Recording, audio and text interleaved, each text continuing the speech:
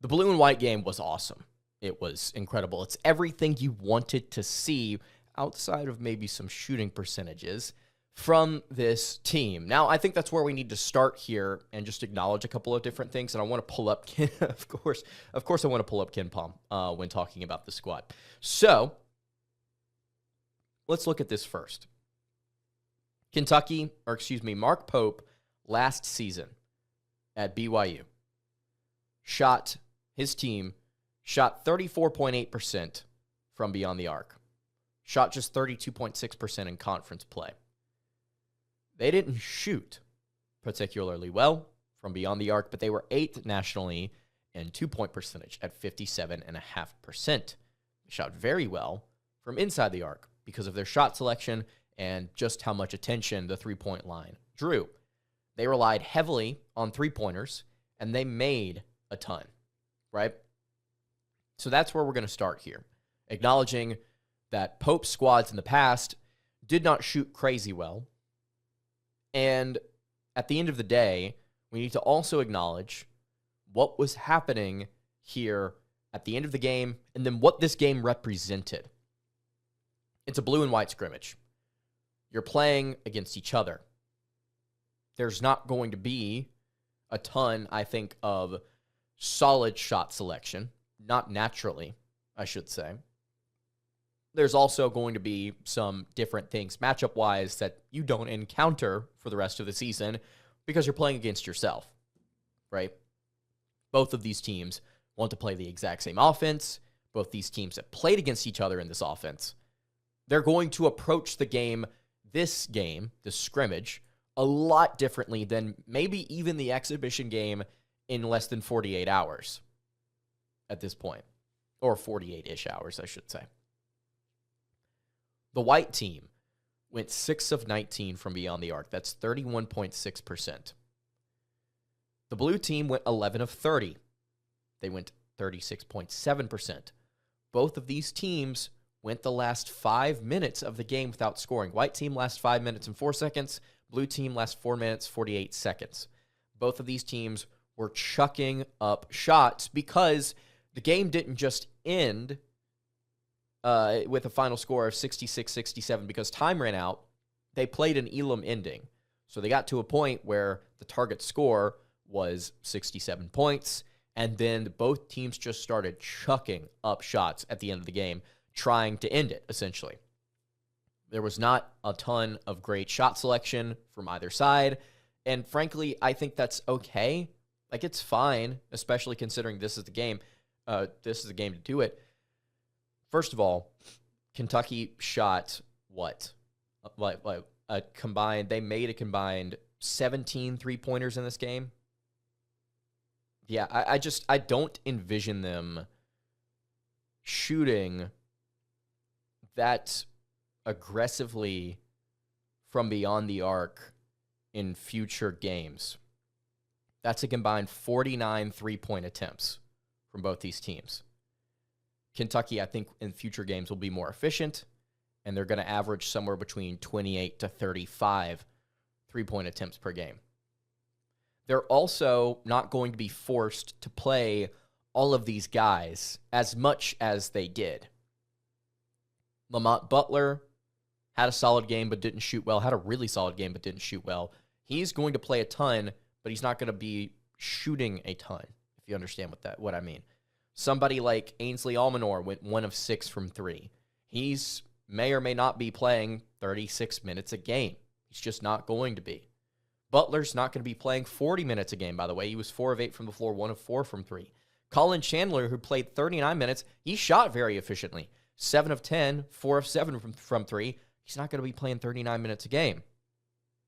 I think the big disappointment out of all the shooting that we can actually glean something from, and negatively, is Kobe Brea, who in 37 minutes had 8 points, and he shot 3 of 13, 2 of 10 from beyond the arc.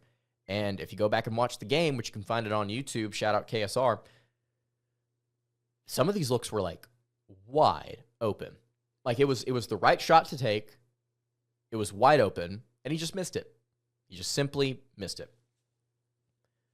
I am not overly concerned about that. But at the same time, you also want to acknowledge Brea before this season, and I'll pull this up as well.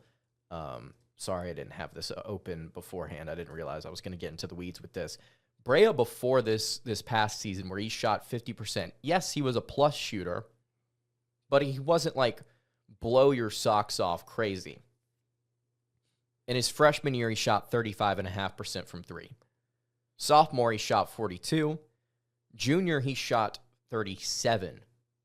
So, and then last year he shot 49.8. So, statistically, and this is something I think I've said almost every time I've talked about Brea, he's going to take a dip in efficiency. Like that's just going to happen, right? But you don't expect it to be this bad, at least not consistently. Sure, there's going to be off nights. Everybody has off nights. Brea had off nights last year. But, and that's fine. But I think that stuff like this, 2 of 10, and you had some wide open shots, you got to be able to lock in here quickly before the season starts. And I expect him to. He's probably the best shooter on this roster, in my opinion. All right. I want to dive into some of the individual performances, talk about some of the positives here, because there are a lot to take away from this, just as far as highlights of players that, hey, may be a little bit better than we expect. Before we dive into that, though, I want to tell you guys about our friends over at Game Time. Game Time is the place that you need to go to get tickets to any live event in your area. But if you want to check out NBA or college basketball games, man, that was the perfect time of the season to go ahead and get some tickets over at Game Time. I have loved, and I mean loved, the atmospheres of the college basketball games that I've attended in the past, and I'm looking forward to attending so many more this year, hopefully some in Rupp Arena. And Game Time has this new feature called Game Time Picks that makes getting tickets to see your favorite college basketball teams play, Kentucky Wildcats, obviously, live even easier. Game Time Picks filters out the fluff to show you only incredible deals on great seats, so you don't have to waste time searching through thousands of tickets. They have Game Time Picks, then they have all-in pricing, which means you can toggle this feature on to see exactly what you'll be paying up front, so you don't have to get to the end of checking out and realize, oh, I have to pay essentially double or something ridiculous in fees. You get to realize up front exactly what tickets cost, and if you find tickets in the same section and row for less elsewhere, Game Time has the lowest price guarantee, which means they will credit you 110% of the difference if you are able to find tickets again in the same section and row for less. They also have ticket coverage. They've got seat views. You can get a panoramic view from your seat in the app before you buy. It is the perfect app. You can get in and out immediately. It's super, super quick. You can take all the guesswork out of buying your tickets over at Game Time. By downloading the Game Time app, you can create an account. You can use code LOCKEDONCollege for $20 off your first purchase. Terms apply. Again, create an account, redeem code LOCKEDONCollege, LOCKEDONCOLLEGE for $20 off. Download Game Time today. Last minute tickets, lowest price guaranteed. All right, wrapping up the Monday edition of Locked On Kentucky. So we're going to break down here a little bit more about the blue and white game. Some individual positive performances because, man, there was a lot of energy. There was a lot of hard-fought defense. There was a lot of chaos at times with the way Kentucky was going up and down the floor. This game, I think, was kind of the embodiment of what Mark Pope has kind of preached in both interviews and then just kind of hype videos that Kentucky's put out when he's talking to his team about how there are going to be dry spells where we shoot and we wedge and we shoot and we wedge and we shoot and we wedge. And even when things aren't going great, we come right back out there and we start shooting again. This was, I think, the perfect embodiment of that. There were cold spells. There were hot streaks for both teams. I think it was a decent it was a decent game in terms of minute and then utilization, distribution. I don't know how to phrase that better. Minute distribution and then utilization of all the players on both teams, the blue and white teams. Most players finished around or in double-digit scoring. It was a well-balanced effort. Let's start here with the biggest breakout player in my mind, somebody that's coming off the bench that kind of shocked. No, he didn't kind of. He surprised a lot of people, and that was Collin Chandler. Like I mentioned earlier, he had 19 points on 7 of 10 shooting, and he was 4 of 7 from beyond the arc. Man, when the Kentucky offense works, it really, really works. And Chandler was on the receiving end of a couple of wide open shots created by the offense. Of course, he executed a couple of tough shots as well, a couple of shots made in transition. And then one of his 2-point buckets was a 2-hand hammer on the top of Brandon Garrison's head. You knew that Chandler had that athleticism and the explosiveness coming out of high school. We've covered it all. It's nice to see it in a preseason game like this, knowing that he is going to go full speed, even against his own team. What could he possibly do against Kentucky Wesleyan? What could he do against Minnesota State? What could he do in future games against Wright State and Bucknell, Duke? We'll just have to wait and see. I'm excited about it. 3 rebounds, 3 assists to go along with that in 39 minutes of play.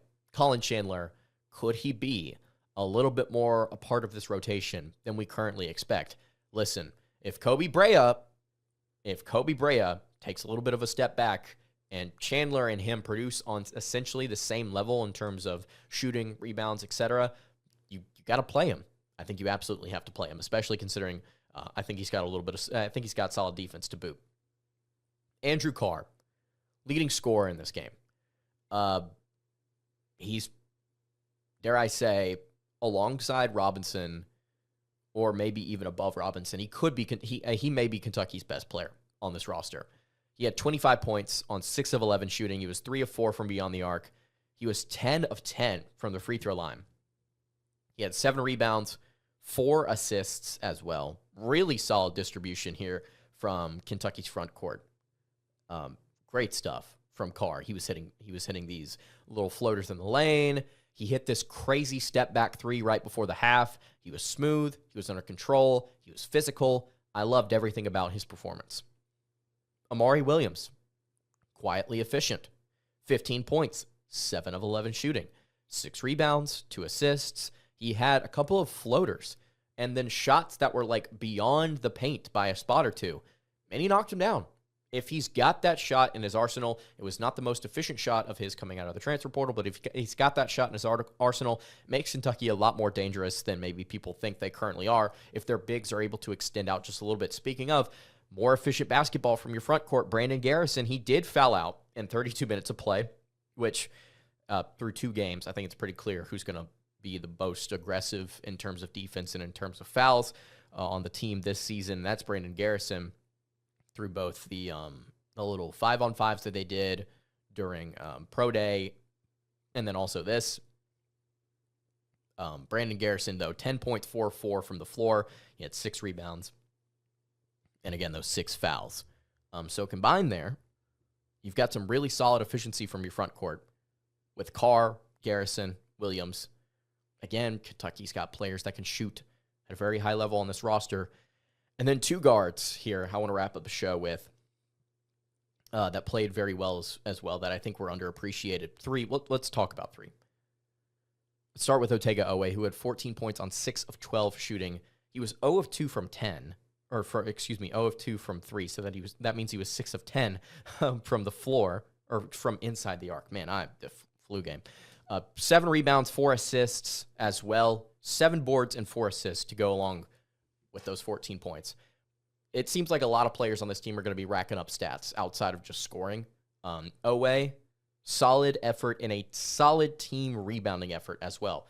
The rebounding was there from everybody, including Lamont Butler, who again had 11 points on 4 of 8 shooting, 7 rebounds, 7 assists as well for the leading point guard. For anybody that thought that Lamont Butler was not going to be able to keep up distributing the basketball with somebody like Kirk Carissa, I present this game. 7 assists, 1 turnover. Carissa, by the way, out of this game with I think he had like a tight hamstring, and it was just a precautionary thing. Like he's fine. I think he's fine. It's just keeping him out just in case. And then the final player I want to talk about, the player that everybody's the most excited about on the floor, or on the team, I think, Jaxson Robinson, 15 points, 5 of 10 from the floor, 4 of 9 from 3. I mean, just knocking down shots from everywhere, man. He had 3 rebounds, 2 assists to go along with it. Just an excellent performance from Robinson as well. Kentucky's got shooters. They've got shooters. And I think that with the right rotations, they can be way more efficient than what they showed in this game. And even in this game, it was not the end of the world. I mean, as for the last 5 minutes of the game, they were just chucking up shots. At one point, consistently for the majority of this game, the blue team was shooting over 40% from three. It's fine. Everything is fine here.